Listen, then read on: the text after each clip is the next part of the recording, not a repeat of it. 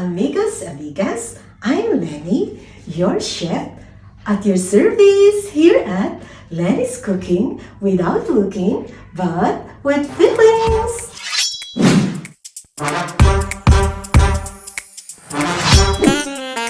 Hello guys, I'm here again. Today guys, I'm going to cook a Pinoy dish which is the favorite of most Filipinos. It's actually also my favorite. This recipe, we call it pork sinigang.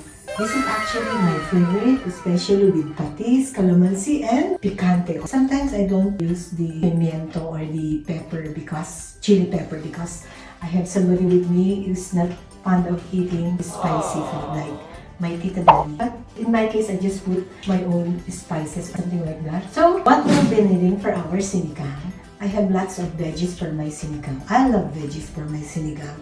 So, of course, I have here the onion or sibuya. And I have here the okra. And also, I have here the tomate or tomato. And also, I have here the green bell pepper. Okay, and I have here the pechay or bok choy. And I have here the gabe, okay, and also the radish or labanos. And of course, I have here the string beans. The string beans or the sitaw. I'm going to also to use the Knorr seasoning, the sampalok mix. And the main ingredient is the pork. I have here 1.5 kilo of pork. Half kilo is the pork belly and the 1 kilo is the spare ribs. So, those are the ingredients that we will be needing for our pork sinigang. I'm sure you are gonna love, especially the Pinoy. So, we will be cooking this pork sinigang for our lunch. Okay? So guys, now, I'm going to chop the onion. The first thing, I'm going to remove the skin of the onion. The onion is very important for sinigang. So, I have big onion for my pork sinigang. I see to it that before I begin to cook, I washed everything, all the ingredients of my recipe. Like before, I'm going to cut the onion in 4 parts. Just continue cutting it finely, like what I'm doing right now. Okay? So now guys, we will proceed to tomato. We will be cutting the tomato.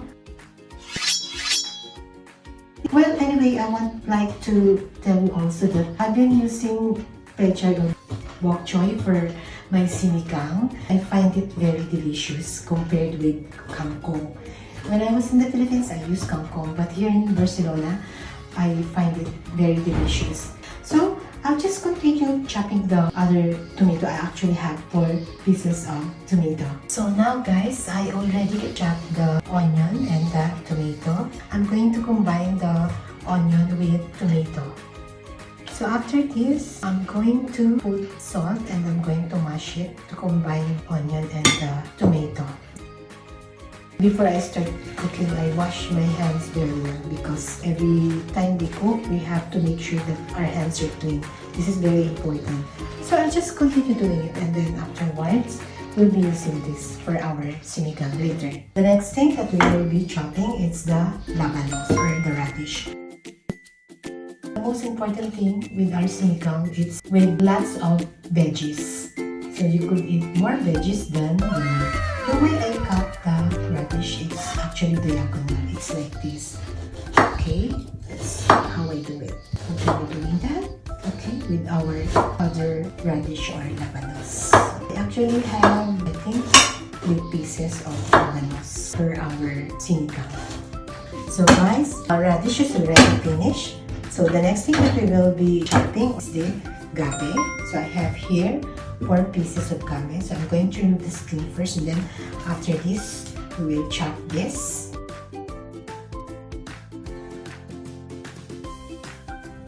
So I chop it with the knife again, and I chop it not too small, not too big. Okay? Now guys, I already chopped and washed the gabe with the water and salt. So the next thing that I'm going to do is the string beans. I'm going to cut the sitaw or the string beans like this.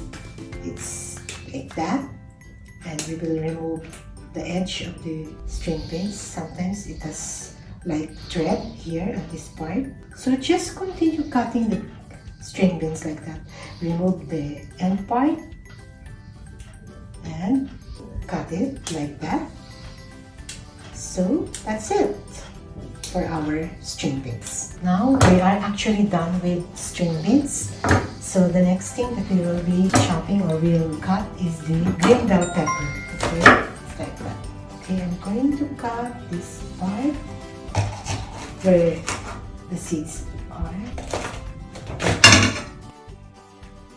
So that's it. Well, actually, all the veggies is already prepared. The bok choy or the pechay, I already cut the end part of it. We will actually start cooking right now. Okay? Vamos sa kusina! So now guys, we will be starting cooking. Okay. I'm going to sear first the meat. This is how we cook the sinigang pork. So I'm going to put it here. We will sear it first. We'll wait until the meat become brown. Then after that, I'm going to put the tomato with onion. This is how we cook the sinigang. This is actually my mom taught me. So I think I will leave this first until the meat is actually brown. I'll just cover it. So now, guys, actually the meat is already brown. Actually, I sear it without oil because the pork belly has oil. So I just use the oil of pork belly. It's already done. So I'm going now to put the tomato with onion. Just like this. Okay. We'll just mix it with the meat. And then we'll wait also for the tomato to be cooked together with the meat. So I'll just cover it for a few minutes. So now guys, the tomato with the onion with the meat is already cooked. So I'm going to put the water. Later, we will put more water. We'll just put enough water at this point in time. So I'll be putting the bell pepper, the gabi.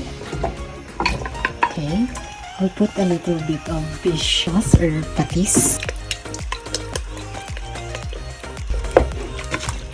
I think I have to put more water. Okay, that will be enough. So we will again cover it.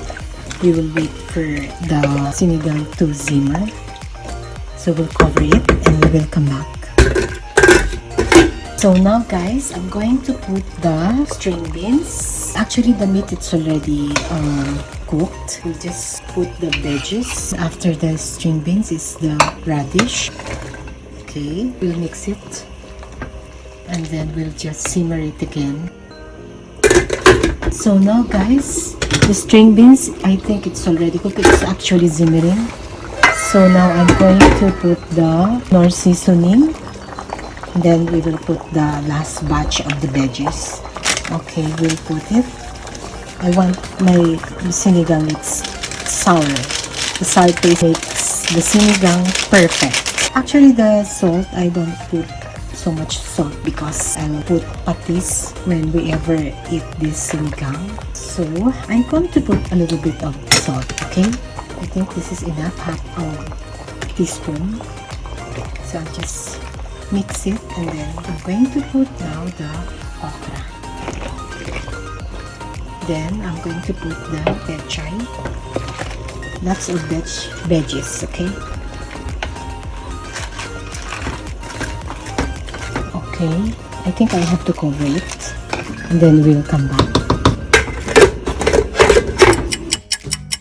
So now the sinigang, it's already cooked. Look, it's so yummy. It's actually simmering now. So with all the veggies and everything, it's already cooked. So now guys, we will have our lunch and I'm going to show you. We will eat this sinigang. I'm going to eat this with brown rice. Okay?